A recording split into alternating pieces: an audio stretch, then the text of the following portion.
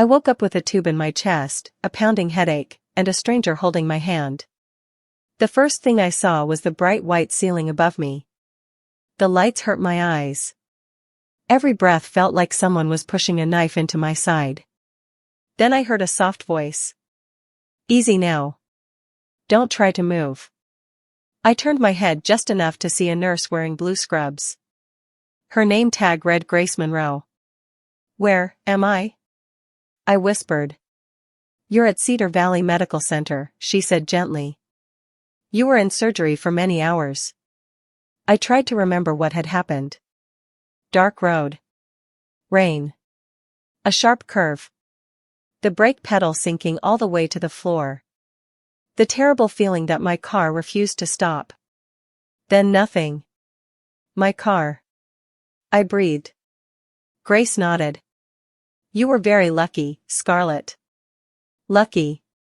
That word almost made me laugh. There was nothing lucky about waking up with broken ribs, a collapsed lung, and enough pain to make every heartbeat feel heavy. I looked toward the empty chair beside my bed. "Has anyone been here?" Grace paused. That tiny pause told me everything before she even spoke. "Your sister visited the first night."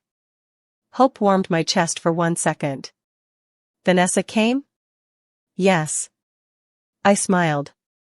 Then Grace quietly added. "She stayed for about 20 minutes. My smile disappeared. "Only 20? Grace nodded again. "She signed the financial responsibility papers. Then she left." I stared at the empty chair. 20 minutes. While I was fighting to stay alive. My own sister couldn't spare more than 20 minutes. I closed my eyes. Maybe she had a good reason. Maybe something important happened. Maybe. I still believed in excuses back then. I wouldn't much longer. My name is Scarlett Mercer. I'm 29 years old. Until 3 weeks ago, I believed my sister loved me more than anyone else in the world. Now I know she almost made sure I never opened my eyes again. This is the story of how the person I trusted most tried to steal my future. And how the truth finally caught up with her. But before I tell you about that, I need to take you back to the night everything changed. It was a cold Thursday evening. I had just finished a long shift at the Cedar Valley Children's Clinic. The waiting room had been full all day. Crying babies. Worried parents. Sick children. By the time I finally walked outside, my feet hurt so badly that every step felt heavy. Still, I loved my job. Helping people always made the long days worth it. I climbed into my silver sedan and started driving home. The road twisted through tall pine trees. It was quiet. Peaceful. I had driven that road hundreds of times. I wasn't worried. Not even a little. Then I reached the first steep hill. I pressed the brake pedal. Nothing. I frowned. I pressed harder. The pedal dropped straight to the floor. No resistance. No slowing down. My heart slammed against my ribs. No. I pumped the brakes again. Nothing. The curve rushed toward me. Too fast. Way too fast. I grabbed the steering wheel with both hands. The guardrail filled my windshield. I pulled as hard as I could. The tire screamed. Metal exploded around me. Glass shattered. The world spun. Something inside my chest cracked. Everything became black. The next thing I remembered was voices. "Stay with us. Pulse is dropping. We're losing oxygen." Bright flashing lights. Cold air. Then another voice. "We've contacted her emergency contact." Good. I thought. Vanessa will come. Everything will be okay. Those were the last hopeful thoughts I had before surgery. 36 hours later. I woke up alone. That night I called my parents. Dad answered after several rings. His voice sounded slow. Too slow. I recognized that sound. He had been drinking again. Scarlett? Dad. I'm in the hospital. I know. His words slurred together. Vanessa said you're doing fine. Doing fine? I looked down at the tubes coming out of my body. I'm not fine. There was silence. Then he sighed. Your sister's taking care of everything. I waited. Nothing else came. No questions. No concern. No, how are you feeling? Just. Vanessa's handling it. After we hung up, I stared at my phone. Grace returned to check my medicine. She noticed my face. Family? She asked softly. I nodded. They think everything is okay. Grace looked at me with kind eyes. Sometimes the people who care the most aren't related to us. At that moment, I didn't understand what she meant. Months later. I would. Vanessa and I hadn't always been like this. Growing up, she was my hero. She was 6 years older. When our father drank too much, she pulled me into her bedroom. When Mom cried in the kitchen, Vanessa distracted me with old movies. When I was scared during thunderstorms, she let me sleep in her room. She protected me. She defended me. She promised she'd always be there. I believed every word. But there was something else about Vanessa. Something I didn't notice until I became an adult. Every kind thing she did came with an invisible bill. I gave up so much for you. I always looked after you. You owe me. She never said it in an angry voice. She smiled when she said it. That somehow made it worse. Little by little. I started believing I would spend my whole life paying her back. 5 years earlier, Vanessa married Preston Hayes. Everyone thought he was charming. Expensive suits. Perfect smile.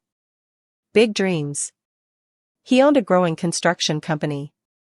Together they bought a beautiful house on Willow Crest Drive.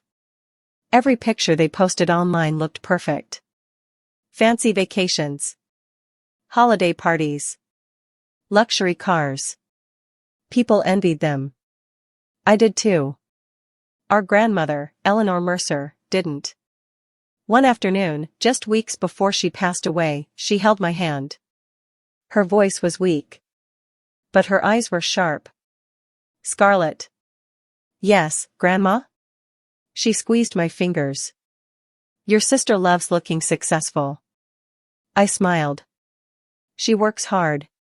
Grandma slowly shook her head. No. Then she looked directly into my eyes. You love people. Vanessa loves appearances. I didn't understand. Not then. 3 days after my surgery, someone knocked gently on my hospital door. It was Mason Carter. We had gone to college together years ago. Now he owned a small repair shop outside town. He walked in carrying a paper bag. I brought your favorite cinnamon rolls. I smiled for the first time since waking up. You're the best. He laughed. I know. Then his smile slowly disappeared. I need to tell you something. My stomach tightened. What? I looked at your car. I blinked. Insurance asked me to inspect it. He hesitated. The accident wasn't normal. What do you mean? He pulled out his phone. I took pictures. He showed me a close-up photo. At first I didn't understand what I was looking at. Then he zoomed in. The brake line. It didn't snap. He swallowed. It was cut. The room became completely silent. I stared at the picture. No. I'm sorry. No. There are clean tool marks. He looked me straight in the eyes. Someone did this on purpose. I felt cold. Colder than I had ever felt before. There has to be another explanation. I wish there was. He sighed. Who had access to your car? My mind raced. Work? Parking lot? Neighbors? Then one memory hit me. The night before the crash, I had dinner at my parents' house. My car sat in the driveway for almost 4 hours. Vanessa was there. She walked outside twice to answer phone calls. I suddenly couldn't breathe. No. It couldn't be. Not Vanessa. Never Vanessa. Could it? That evening my phone rang. Vanessa. I answered immediately. Scarlett. Her cheerful voice almost sounded rehearsed. I've been so worried. I waited. How are you feeling? She didn't ask. Instead she said, when do they think you'll leave the hospital? I frowned. I don't know. Oh. She sounded disappointed. I just need to plan a few things. Like what? The charity dinner. I blinked. What? I need to know if you'll be home before then. I couldn't believe what I was hearing. I'm still recovering. I know. She laughed lightly. But people will expect to see us together.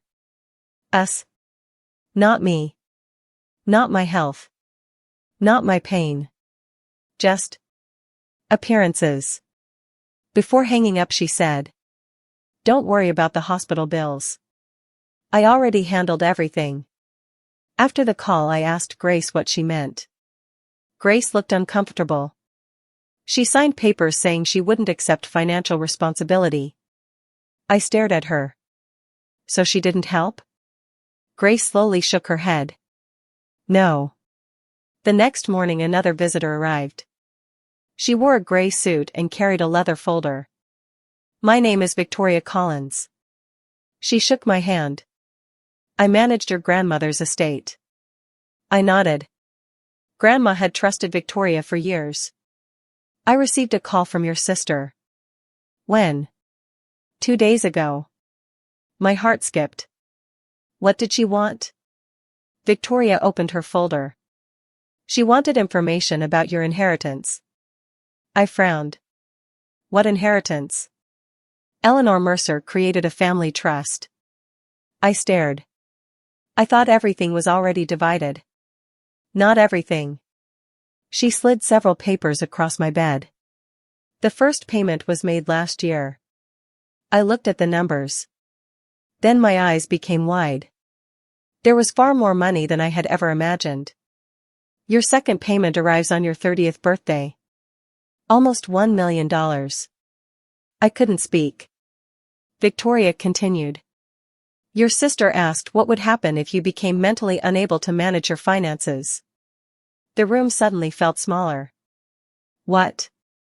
She specifically asked about temporary control of your share. I looked at her in disbelief. Why would she ask that? Victoria closed the folder. In 12 years of managing your grandmother's estate, your sister never once asked about your inheritance. Until after your accident. The silence between us felt endless. What are you saying? Victoria looked at me carefully. I'm saying the timing worries me. Very deeply. That night sleep refused to come. I kept staring at the ceiling. Mason's words echoed inside my head. The brake line was cut. Victoria's voice followed. She asked about controlling your inheritance. Then Vanessa's cheerful words returned. When will you leave the hospital? None of it felt right. None of it made sense. Unless. A terrible thought slowly entered my mind. One I pushed away again and again. What if the crash wasn't an accident? What if someone wanted me gone? And what if that someone shared my last name? I squeezed my eyes shut. No. I whispered into the empty hospital room. My sister wouldn't do that. But somewhere deep inside, for the very first time, I wasn't completely sure anymore. The next morning, I made a decision that changed everything. I stopped making excuses for Vanessa. For years, I had explained away every strange thing she did. She was stressed. She was busy. She didn't mean it. But now, someone had cut my brake line. Someone had asked questions about my inheritance only hours after I nearly died. And both trails pointed toward the same person. I picked up my phone and called Victoria. "I need your help." "I was hoping you'd say that," she replied. "I want to protect my inheritance. You already have my support. And I want to know exactly what my sister has been doing." There was a short pause. "I've already started looking." 3 days later, I was finally released from the hospital. Walking was painful. Breathing still hurt. Even laughing made my ribs ache.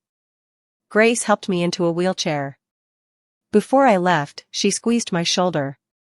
"If you ever feel unsafe." She handed me a small card.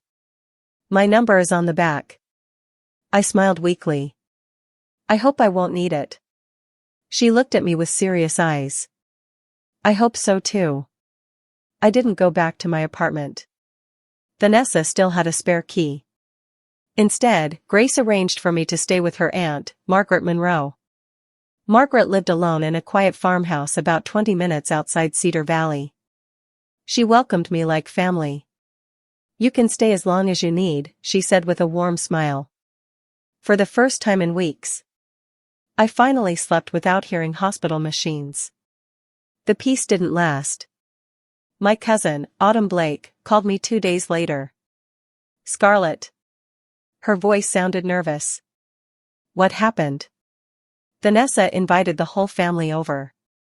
I stayed quiet. She cried. I almost laughed. "About what?" "She told everyone you're pushing the family away." I closed my eyes. "She said she's been trying to help you, but you're acting confused and angry since the accident." My stomach twisted. "Did anyone question her?" "No." Autumn sighed. "They all hugged her." I stared through the farmhouse window. Outside, birds landed on an old wooden fence. Inside, my world kept falling apart. "There was something else," Autumn whispered. "What?" "Vanessa called your clinic." My heart skipped. "Why?" "She asked about medical leave." I sat up straight. "She also asked what happens if an employee becomes mentally unstable." Everything suddenly made sense. She wasn't just trying to control my inheritance. She was trying to convince everyone I couldn't control my own life. That evening, Victoria arrived with another visitor. A tall man in a dark jacket stepped inside. "I'm Samuel Brooks." He offered his hand. "Private investigator." We sat around Margaret's kitchen table. Samuel placed several photographs in front of me. "I've been looking into your accident." He pointed to the first picture. The brake line was definitely cut. Then he placed down another sheet. A hardware store receipt. I leaned forward. The purchase included brake cutters, protective gloves. The date: 3 days before my crash. My heart pounded. "Who bought them?" Samuel looked at me quietly. "The card belongs to Vanessa Hayes." The room became completely silent. Margaret slowly sat down beside me. Victoria opened another folder. We also located security footage. She slid over a printed image. A blurry figure walked toward the driveway outside my parents' house late that night. The face couldn't be seen. But the height, the coat, the hairstyle, everything matched Vanessa. Then Samuel spoke again. "There's one more thing." He placed phone records on the table. At 11:32 that night, Vanessa had an 11-minute phone call with Preston. 15 minutes later, someone walked toward your car. I couldn't stop shaking. The evidence kept growing. Every answer only created another painful question. Why? Why would my own sister do this? Samuel found that answer a week later. Preston's construction company wasn't successful anymore. It was drowning in debt. The expensive house, the luxury vacations, the fancy cars. Everything had been borrowed. Everything was about to disappear. Samuel looked at me. Preston owes more than $1 million. I couldn't believe it. Vanessa knew? Yes. Victoria quietly added. Your inheritance could have solved every one of their financial problems. The words hit harder than my injuries ever had. I wasn't just a sister anymore. I had become a solution. A number. A bank account. One Sunday, I decided to visit my parents. Maybe. Just maybe. If they saw the evidence, they would finally believe me. Dad answered the door. He looked surprised. Mom came from the kitchen. Neither of them hugged me. I laid several papers across the dining table. The break report. The hardware receipt. The security photo. The phone records. I'm not asking you to choose sides. I looked at both of them. I'm asking you to read. Dad barely glanced down. Vanessa already explained. I stared at him. She explained what? That you're confused after the accident. I couldn't believe my ears. Mom finally spoke. Your sister said people have been filling your head with stories. I felt tears burn my eyes. You think I invented this? Dad pushed the papers away. I trust Vanessa. That sentence hurt more than broken ribs. I picked up every document. I almost died. Neither of them answered. I walked out without saying goodbye. As I sat inside my car, tears rolled down my face. Not because my sister betrayed me. Because my parents had chosen not to see the truth. Weeks passed. My body slowly healed. My heart didn't. Victoria built a thick file containing every piece of evidence. Samuel continued investigating. Then one afternoon he smiled for the first time. We found something important. He explained that Preston had secretly met with a divorce lawyer. 3 times. He plans to leave Vanessa. I blinked. She doesn't know? Samuel shook his head. She's trying to save a marriage that's already over. I looked out the window. So that was it. Vanessa wasn't trying to destroy me because she hated me. She was terrified of losing the life she had built. Sadly, she was willing to sacrifice mine to save hers. One evening Victoria called. The annual Hope Foundation Gala is in 2 weeks. I remembered. Vanessa organized it every year. Hundreds of people attended. Business owners. Community leaders. Friends. It was her favorite night. Victoria spoke calmly. She'll be there. So will we. During the next 2 weeks, Samuel uncovered even more proof. Every document was copied. Every photograph was organized. Every phone record was verified. Finally, Victoria placed everything into one large folder. She smiled. The truth is ready. The night of the gala arrived. I wore a simple dark blue dress. Nothing expensive. Nothing flashy. Margaret hugged me before I left. You don't need to fight. You only need the truth. I smiled. She was right. The ballroom sparkled with lights. Music floated through the air. People laughed. Waiters carried trays of food. Vanessa stood near the entrance wearing a beautiful red gown. She looked perfect. Until she saw me. For just 1 second. Her smile disappeared. Then it returned. Scarlett. She hurried over and hugged me. I was so worried. I quietly whispered. We need to talk after your speech. I felt her body become stiff. Only for a moment. Then she smiled again. Of course. Soon Vanessa stepped onto the stage. She thanked everyone for coming. People applauded. Then she spoke about family. She even mentioned my accident. Our family stayed strong through difficult times. I looked around the room. Grace sat near the back. Victoria sat quietly beside Samuel. Autumn gave me a small encouraging smile. Vanessa continued. I spent every day beside my sister in the hospital. Grace slowly lowered her glass onto the table. She knew that was a lie. I did too. After the speech ended, I walked into a quiet lounge beside the ballroom. Vanessa followed.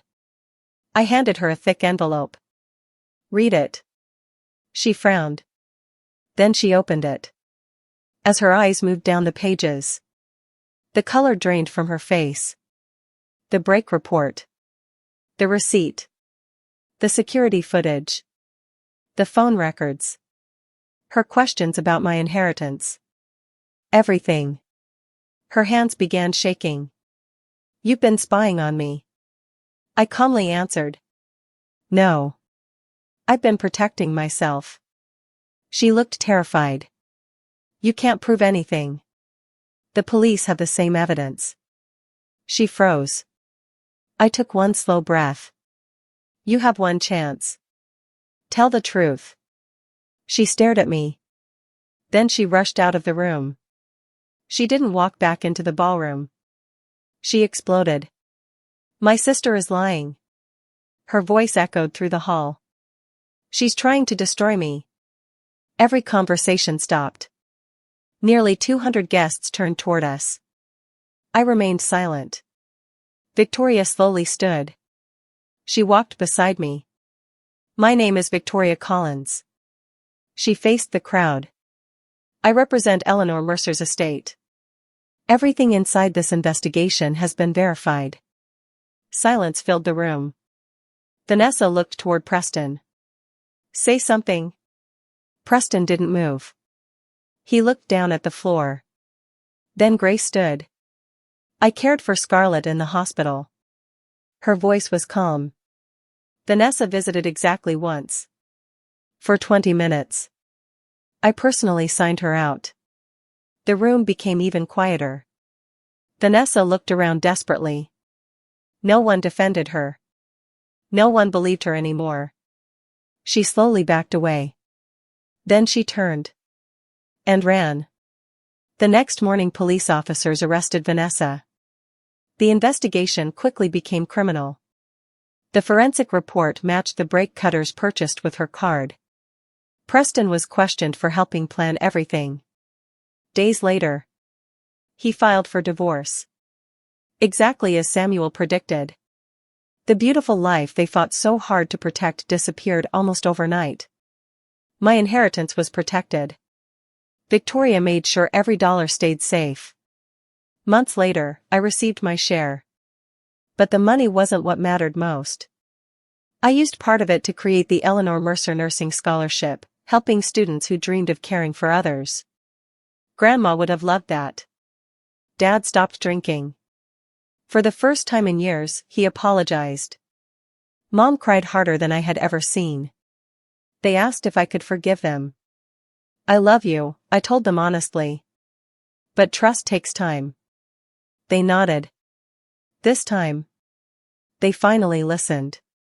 One cold autumn morning, I visited Grandma's grave. I placed white flowers beside her headstone. The wind gently moved through the trees. I kept my promise, I whispered. I didn't let anyone make me believe I deserved less. I stood there quietly for several minutes. I thought about the sister who once protected me from scary nights. And the woman who later chose money over family. Both people had been Vanessa. But only one of them deserved to stay in my memories. I turned and walked back toward my car. Not because the pain was gone.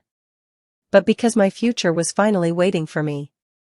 Sometimes the people who hurt us the most are the ones we love the deepest. But loving someone should never mean giving them permission to destroy your life. If this story touched your heart, let me know in the comments where you're watching from. Don't forget to subscribe for more emotional stories.